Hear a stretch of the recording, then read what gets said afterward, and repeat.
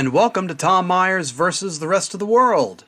A lot of stuff has happened. It just happened, literally right before we started recording.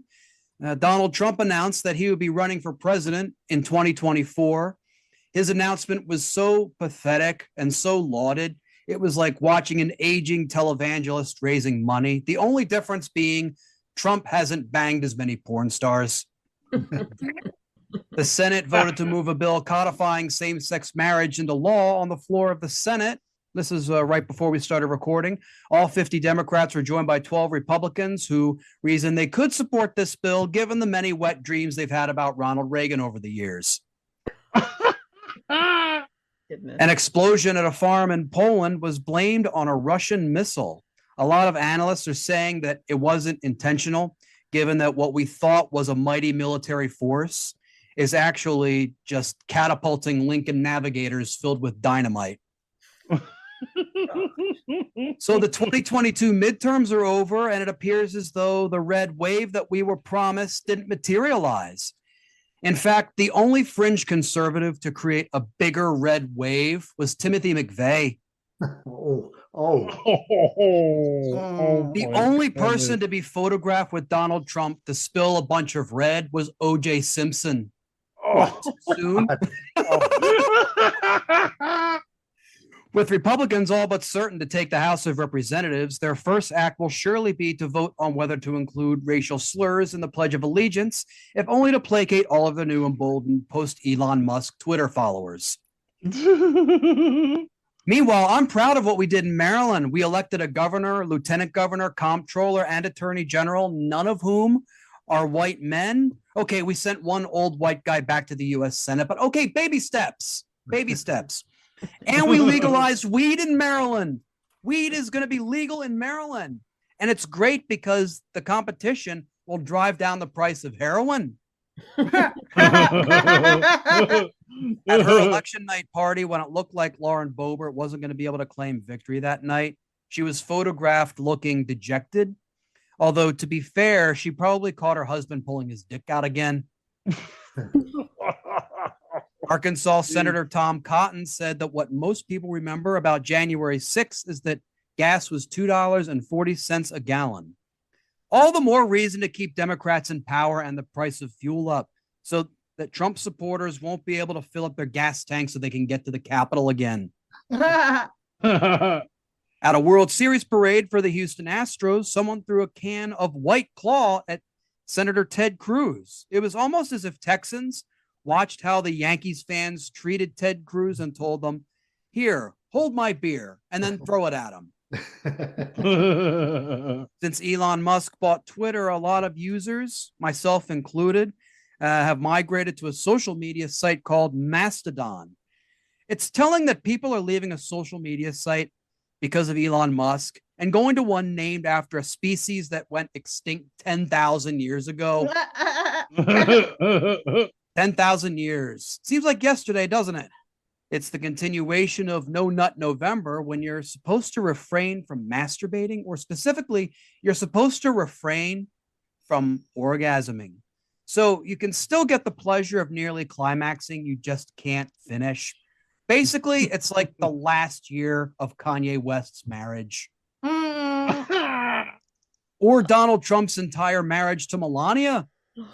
Poor Melania, making love to Donald must be like humping a beanbag chair covering in the scent of fast food and Ivanka's perfume.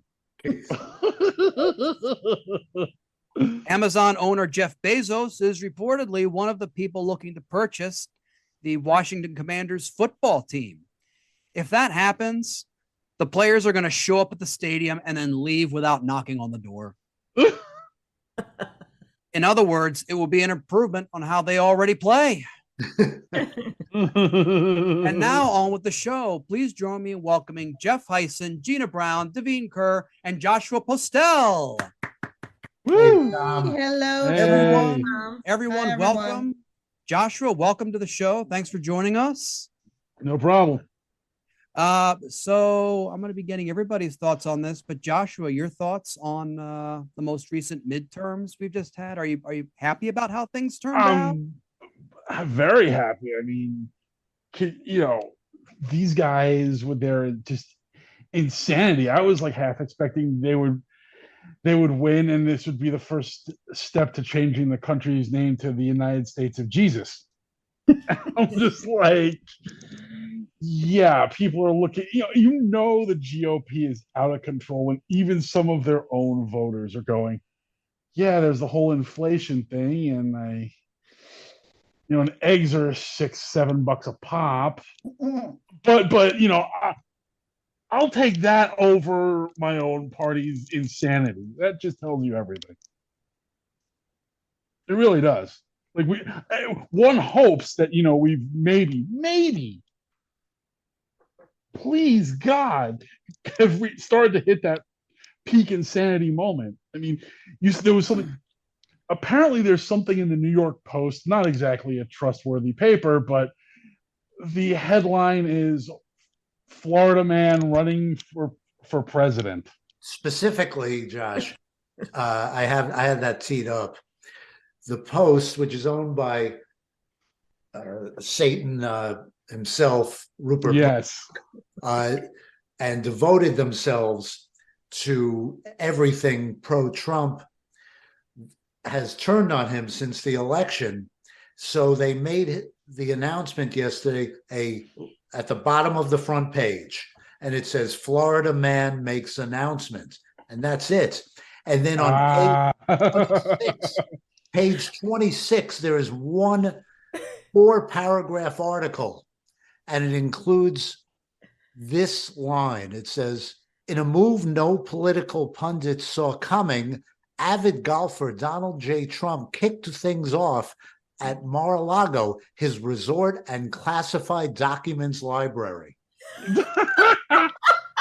Wow. I think the only thing that was surprising was, I think, how quick he went ahead and announced, because I think, like, up until then, the earliest candidate to announce was, I think, Jimmy Carter. He announced in like December of '74. That was about 2 years before the election kicked off. I think, 1 week before the midterms, from someone whose political philosophies basically had, his ass handed to him. I mean, this is a bold move on Trump's part. Somebody said to him, you don't have any momentum. And he said, of course I have momentum. And he completely misunderstood what the word meant and defied everybody, including his daughter. Yeah. The daughter he likes. Because yeah. When Ivanka and Jared are like, yeah, we want no part of this. We're staying out of this. That tells you a lot.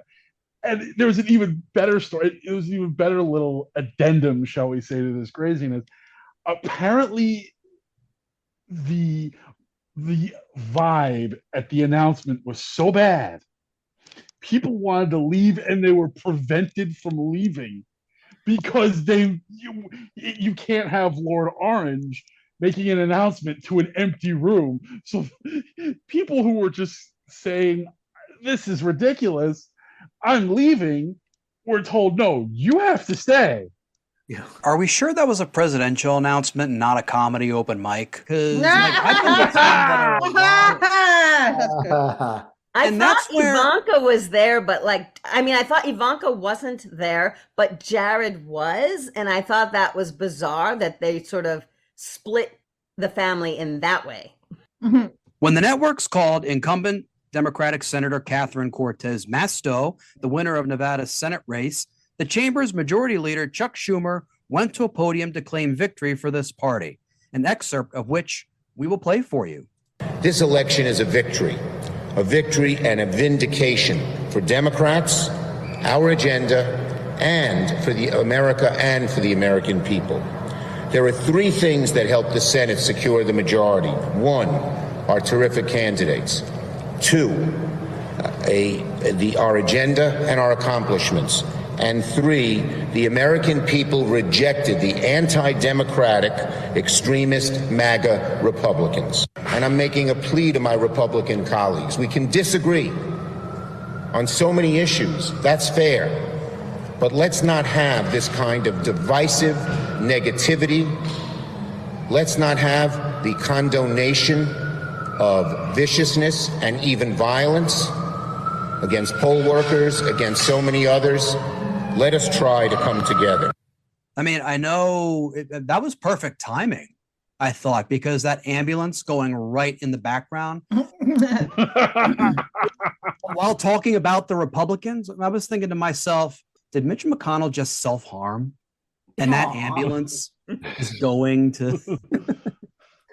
I think most of them have self-harmed. I mean, if you're gonna put Mitch McConnell in there, you got to put like Lauren Boebert and the rest of these just whack jobs. But what got me about Schumer's announcement there, Tom, was he's pleading to the Republicans not to be insane. What a waste of breath. Yeah, Why? And why do we keep kowtowing to them anyway? I guess I get so upset because Trump and the maggots are always at the top of at the top of conversation, and I wish that they weren't. And I get it because it's so unbelievable that it has to be talked about, but yeah, it's almost taking away from.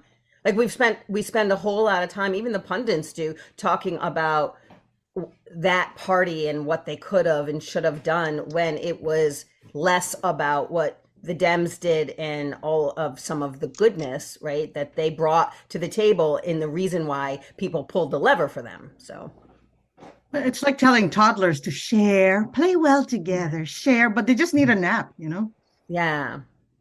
With the most recent election occurring in Florida, it is apparently a great time to live there. Unless, of course, you're a woman, you're Black, you're a migrant, you're an asylum seeker, you're gay, you're trans, or you're a high school student who wants to wear a face mask to protect himself from COVID.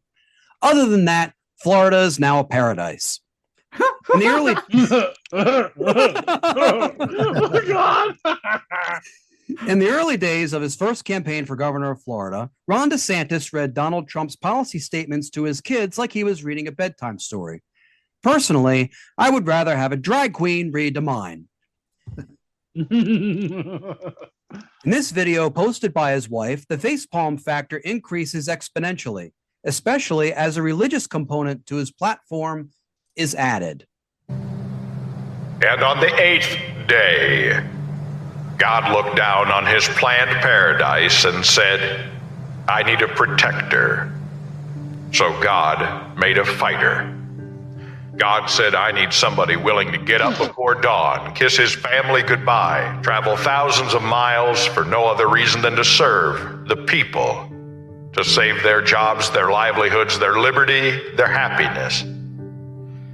So God made a fighter. God said, I need someone to be strong, advocate truth in the midst of hysteria, someone who challenges conventional wisdom and isn't afraid to defend what he knows to be right and just. So God made a fighter. God said, I need somebody who will take the arrows, stand firm in the wake of unrelenting attacks, look a mother in the eyes and tell her that her child will be in school. She can keep her job, go to church, eat dinner with friends, and hold the hand of an aging parent taking their breath for the last time. So God made a fighter.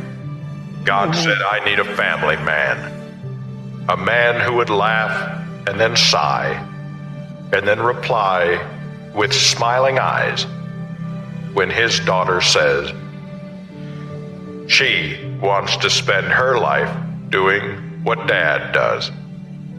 So God made a fighter. I think the only part of that ad where DeSantis shows he has any connection with the people of his state is the part about people taking their last breath, because that's moving to Florida is the one step you have to take in order to do that. And it was a weird description, like God sent a protector. He'll laugh and then sigh. I never seen a strong dude do. Right. That's what and they I love it described. that it was on the 8th day. There really is only 7 that we speak of, and then it begins 1 again. Like it's not like there was this extra added day in the week specifically for fighter DeSantis. So. Yeah. No, note to Christians: stop riffing on the OG version of the Bible. That's my people's book. It We're is gonna your like, do we have to sue you guys? Do we have to come on for copyright infringement? Well, Give I guess we like to break. say we have the whole book. You just didn't finish the other part. Is it Yeah, possible you guys. that My only response is you guys can't even get the original part right. We can't. We can't. It's just like it's such a joke. He's just such a joke. he's Like this guy who casts himself as like, I'm the American hero, but you're triggered by everything. right? I you're- mean, everything. right. Middle school children learning about homosexuality makes you crazy. Yeah. That's what he is. Is it possible that somebody who is devout, as he says, as he claims to be, would be offended by that? Probably. The way is it possible that because he's analogizing himself to, I don't know, Jesus? No, Jesus wouldn't. Jesus hung out with prostitutes. Jesus would not be offended by any of that. Here's the big joke. He does analogize himself to Jesus, but to like the fake bullshit version, Yeah. white Jesus. Okay, White Jesus. He's white Jesus for his kooky voter base. And Right. In 2020, a woman in New Hampshire was told she couldn't wear an anti-Trump shirt into her polling place, so she took it off and voted topless. This election, the boobs were on the ballot for the Republican ticket, and assisting them in their denial was Mike Lindell. And in this clip, he gives us a pre-midterm preview of the measures to which he will go to protect the vote. People, we're going to be watching every race. We're going to have the real-time crime desk going at frankspeech.com, everybody. You can watch me there tomorrow night. We are tracking every race by cyber. I want all the bad guys out there to know, through the Edison report, we are watching, and we also have another way to watch what's going on with the computers and the machines. So I'm putting them all on notice. Like, what the fuck is wrong with his office? I don't even I don't. He's I in don't. he's in the cockpit of a plane, and it doesn't. From listening to it, it doesn't sound like the engine's even turned on. I'm like, is it functioning at this A point? Zoom background. It's called What the was the Zoom crime? background. What's a crime room? What was he talking about? There's what he was talking about doesn't exist, and it's not even grammatically correct. I've never heard such a like. My high school English teacher would yell at him. Here's what she used to do to discipline the class when we screwed up. She would take like the chalk, or she would just use her fingernails and go. Arizona Secretary of State Katie Hobbs won the governor's race there, taking the seat from a term-limited Republican.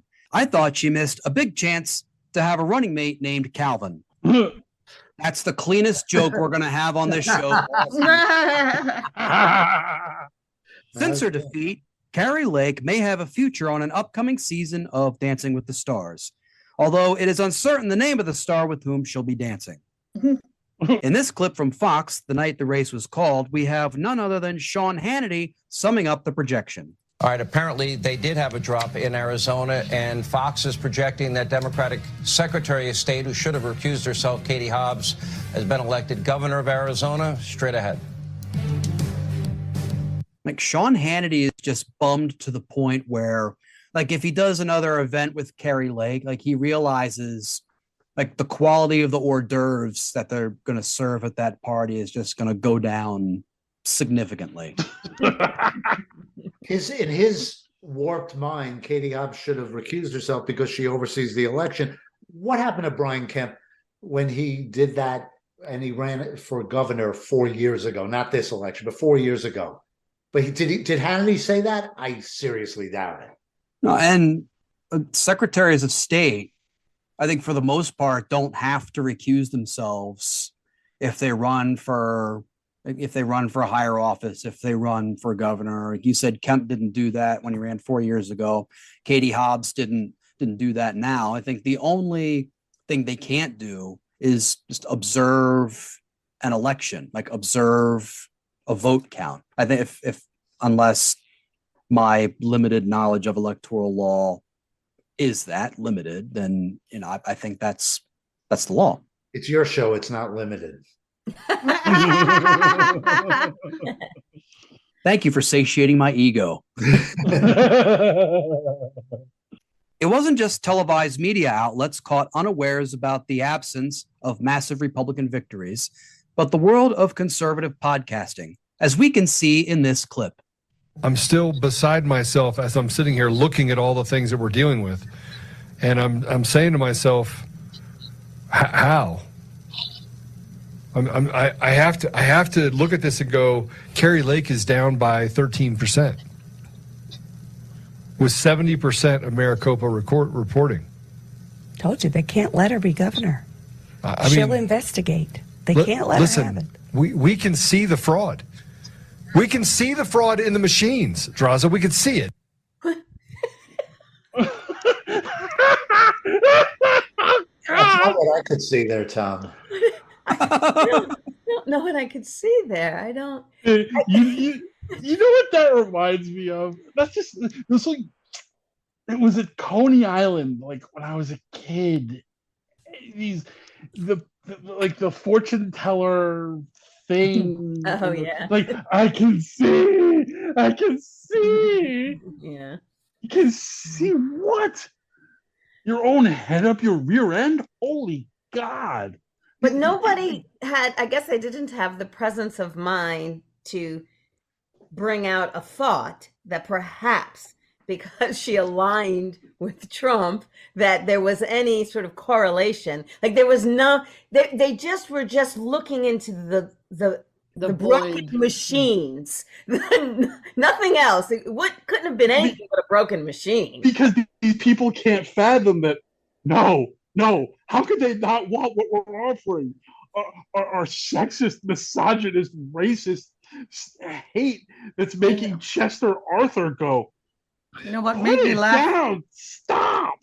You know, a while back they were saying, "Oh, we need to raise the age for voters, like above 21 years old." And now it's like, "Oh, I think we need to increase our base of voters and reach out to the young ones." Those kids came out to vote. Damn. Oh my God. The woman went crazy. Tom, did you see the names of the people on that? I did, yeah. I've seen this. Apollo. I've seen this a few One times. guy's name was just Apollo. I'm like, Apollo, you're with that mustache, more like Ron Jeremy wannabe. That would be a compliment. That would mean that they have big dick energy, but none of that.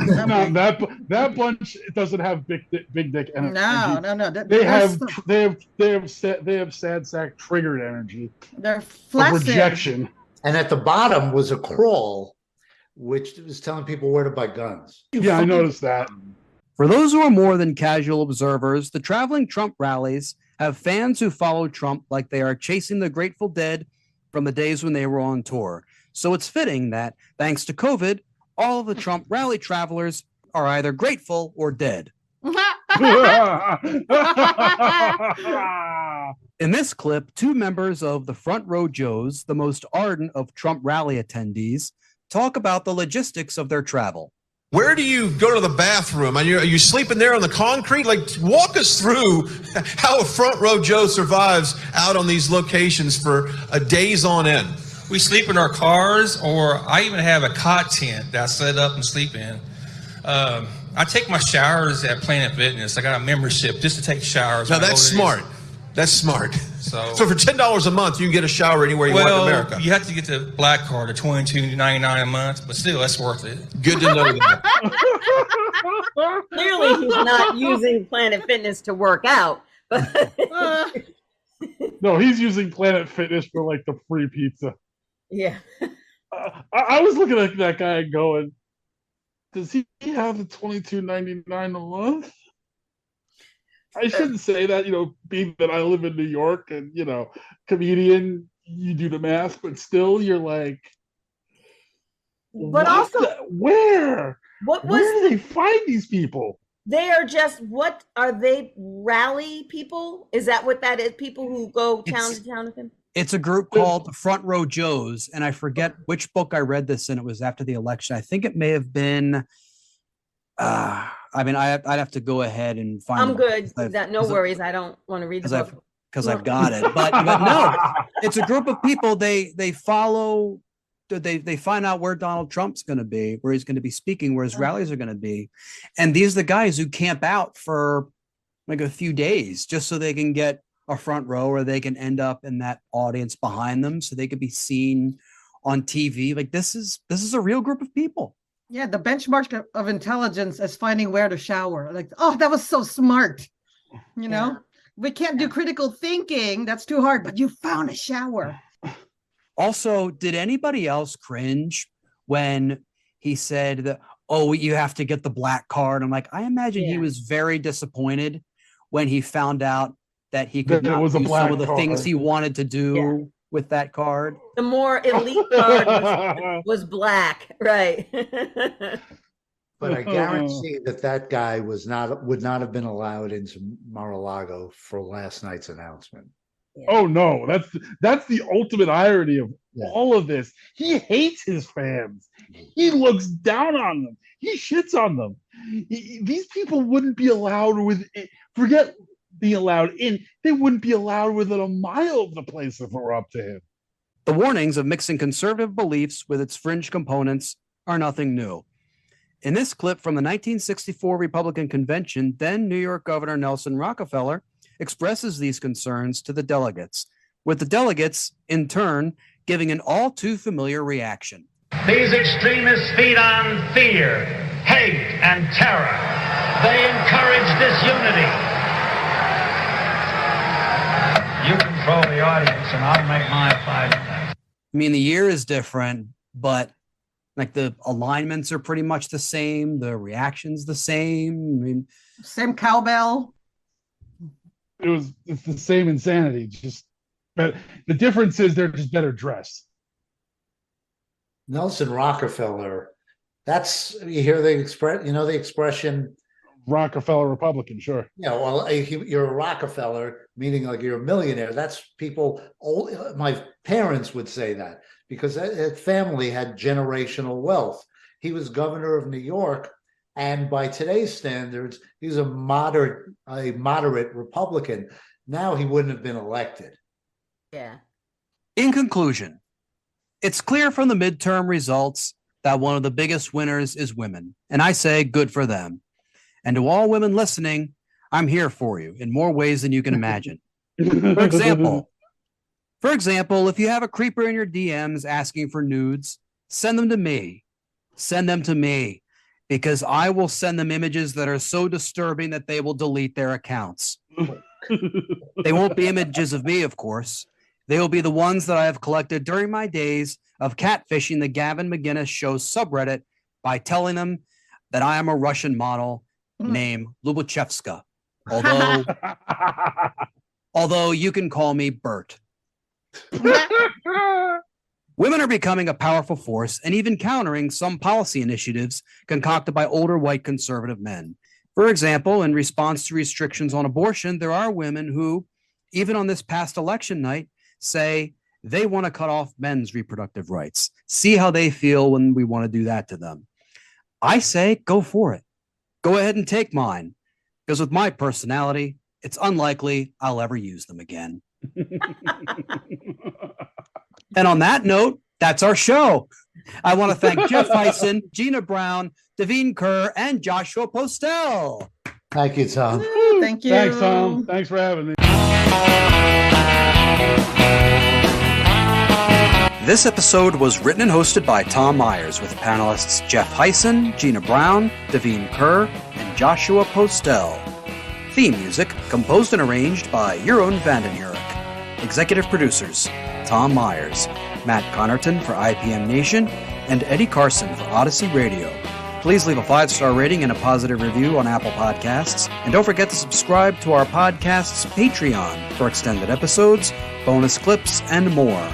Thank you for listening, and please visit tommyers.us.